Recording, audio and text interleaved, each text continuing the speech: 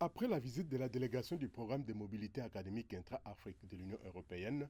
l'école régionale de l'eau RE de l'Université de Kinshasa UNIKIN a fait l'objet de deux autres visites le mercredi 10 décembre 2025. D'abord, celle de la délégation de la coopération internationale allemande GIZ à travers le projet Water Energy and Ecosystem Nexus WIN, entendez Nexus Eau, Énergie et Écosystème.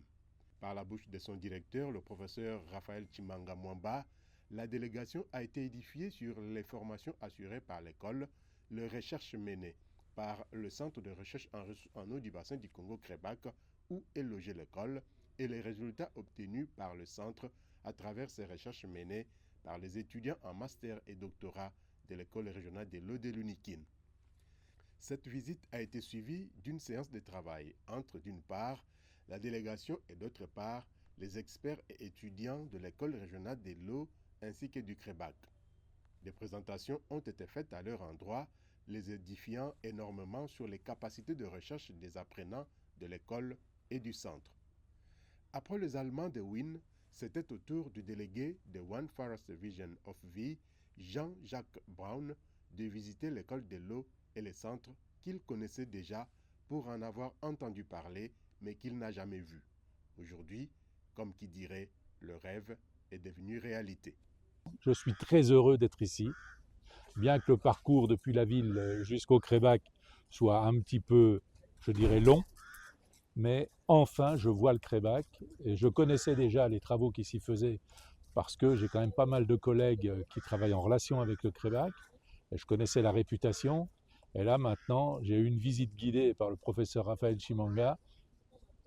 et je suis conquis et convaincu qu'il faut absolument qu'on renforce les capacités et qu'on ait des projets de recherche avec le Crébac dans le cadre de One Forest Vision.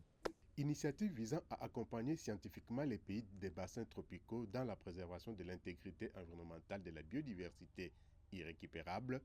et des réservoirs de carbone des forêts tropicales et des zones humides, One Forest Vision entend mener des études approfondies pour permettre aux décideurs et autres scientifiques de disposer des données fiables devant guider leurs décisions et approfondir les études sur cet espace vital pour la planète dans la lutte contre le changement climatique. Il y a plusieurs points auxquels je pense. Bon, déjà, les mesures physiques de débit, en associant les études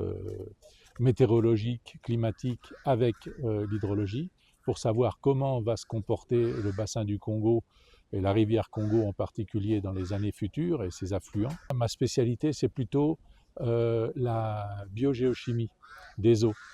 Donc moi, j'aime bien savoir comment sont transportés les éléments de zones, par exemple, qui sont perturbées par l'homme, mais aussi de zones qui ne sont pas perturbées par l'homme. Je pense surtout aux zones riches en matière organique, comme les tourbières, comme les forêts inondées riches en matière organique,